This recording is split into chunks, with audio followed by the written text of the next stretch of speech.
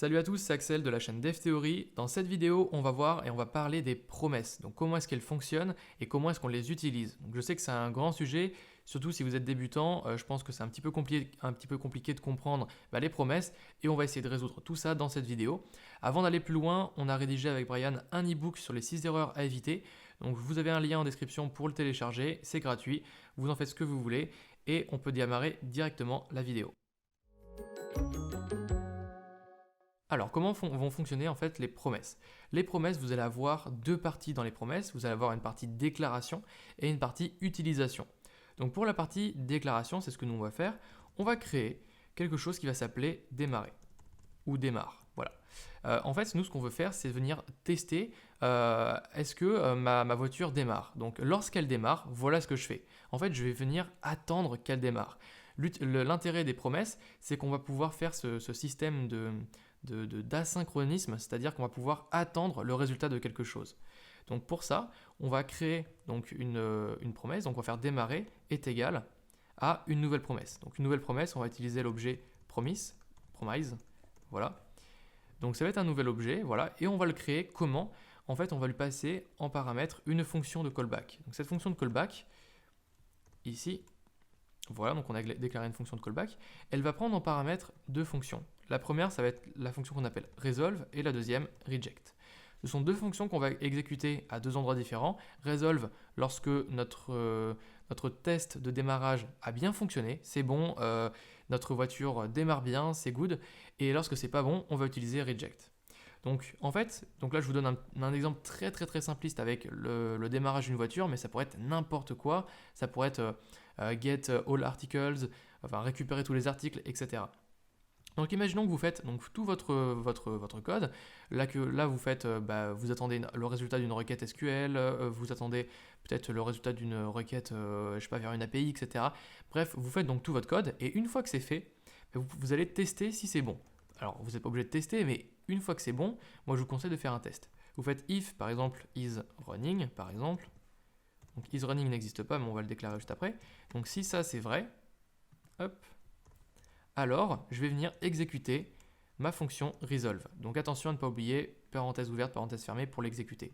Donc déjà, avant d'avoir des erreurs, je préfère déclarer mon isRunning et je vais dire que c'est égal à vrai.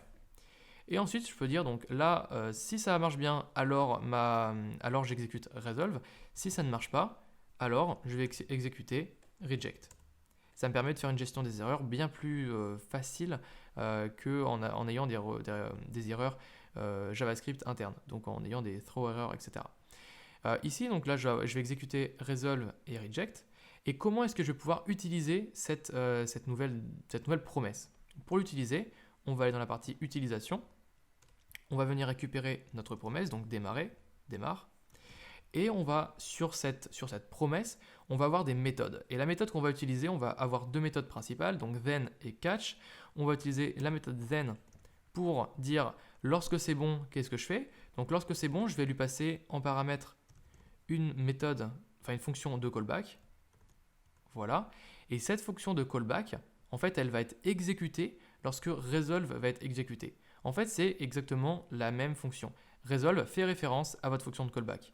Donc ça veut dire que ici, si je fais un petit console.log de, par exemple, good, si je fais ça, j'enregistre et que j'exécute, je vais avoir good qui va s'afficher. Pourquoi? Parce que en fait, je vais avoir mon isRunning qui est vraiment égal à true, que je vais donc exécuter resolve, et resolve fait donc référence à ma fonction de callback, donc je vais exécuter console.log de good. Comment est-ce que je fais pour tester, pour savoir si par exemple j'ai une erreur? Donc là, ici, reject fait référence à avoir une erreur. Donc pour ça, je vais utiliser, toujours sur mon même objet démarrer, démarre, je vais utiliser la méthode catch. Catch, ça permet de récupérer ce qu'on va avoir dans notre reject. Donc ici, ce sera la même manière, on va avoir une fonction de callback. Voilà, et je vais pouvoir faire un console.log de oups, une erreur.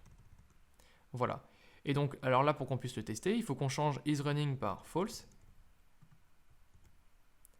On peut venir exécuter. Et là, il me dit, oups, une erreur. Donc là, maintenant, j'ai simplifié mon code en disant, ben voilà, là, j'ai eu un succès, là, j'ai eu une erreur.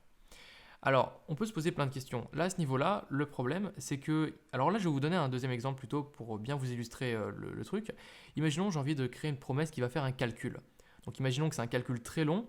Et ce que j'ai envie de faire, c'est venir mettre tout mon code dans ma partie déclaration et à simplement utiliser rapidement et facilement donc avec la partie utilisation des promesses. Ce que je vais faire, c'est donc je vais créer une promesse qui va s'appeler calcul, qui va prendre en paramètres resolve et reject. Et ensuite, on va faire donc un calcul. Donc, je vais créer une constante qui va s'appeler result, qui va prendre en paramètres, qui va faire le résultat de 200 par exemple, multiplié par 120. Allez, on va dire 120. Ensuite, ce qu'on va faire, c'est que si j'ai bien un résultat, hop, alors j'exécute resolve, sinon j'exécute reject. Alors là, dans tous les cas, on va avoir toujours toujours un résultat qui va être valide parce que tout simplement, résultat est déclaré ici.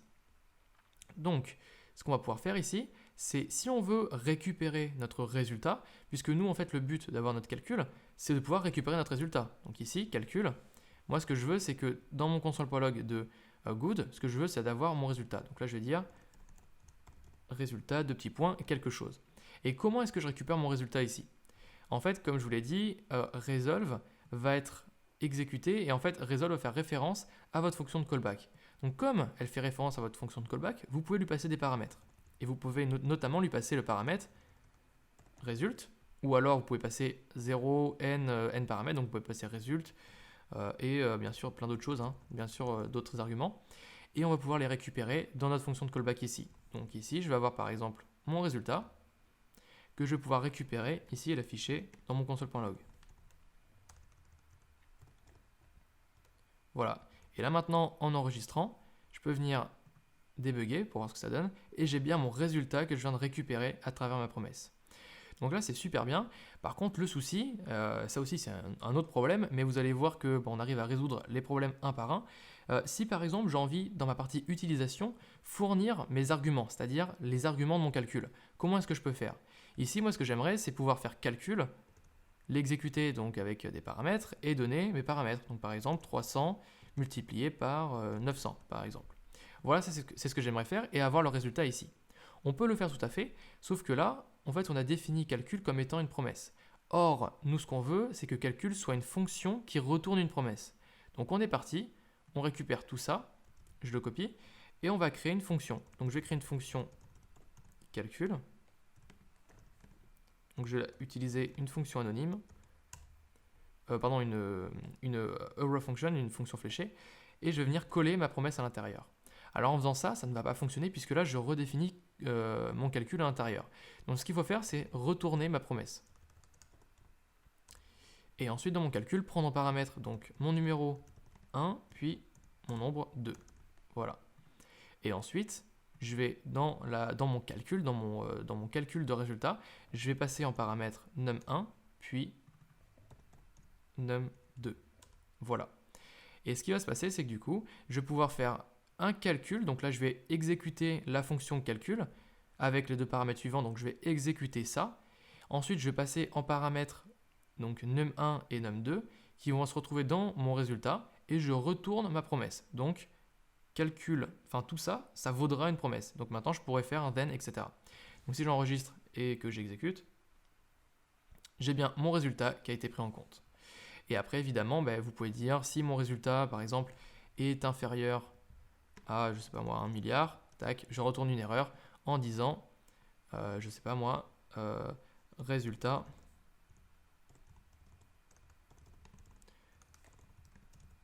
trop petit. Et dans ce cas-là, on peut également récupérer le résultat dans la partie catch en récupérant l'erreur. Donc on va faire un error, deux petits points, et là on va concaténer avec notre erreur. Hop là, c'est pas la bonne chose. Tac, R. Voilà. Et en faisant ça, je peux venir réexécuter. Là, je vais avoir une erreur en me disant, ah non, parce que du coup, si mon résultat est inférieur à 1 million, ça passe. Ah, du coup, il est inférieur. Du coup, il faut qu'il soit, si on dit qu'il est inférieur à Si on dit qu'il est inférieur à 1 million, mais du coup, il faut qu'il soit très grand. Là, on va mettre, par exemple, 1000. Donc, s'il est inférieur à 1000, ça le résout. Donc, nous, on va dire s'il est supérieur à 1000, pardon. Donc, s'il est supérieur à 1000, alors on le résout. Sinon, ça veut dire qu'il est trop petit, donc il ne passe pas. Donc, on l'exécute. Là, il me dit que mon résultat est supérieur à 1000. Pardon, c'est l'inverse. S'il est inférieur à 1000, voilà. Donc si mon résultat est inférieur à 1000, c'est parce que votre résultat est trop petit. Donc ça ne va pas. Et donc on a l'erreur résultat trop petit. Donc voilà, j'espère que cette petite vidéo sur l'introduction aux promesses vous a plu. Je sais que c'est une notion qui est très compliquée. Moi, ce que je vous invite à faire, c'est de lire la documentation de MDN dessus. Donc vous aurez le lien en description de cette vidéo. Sinon, vous pouvez rejoindre le club JS Master si vous êtes intéressé par JavaScript en général, avec plein de technologies. Donc avec Brian, on réalise des TP, enfin des projets toutes les 2 semaines. Donc vous pouvez y accéder en cliquant sur le lien dans la description de cette vidéo. Et on se retrouve dans une prochaine vidéo. Au revoir tout le monde.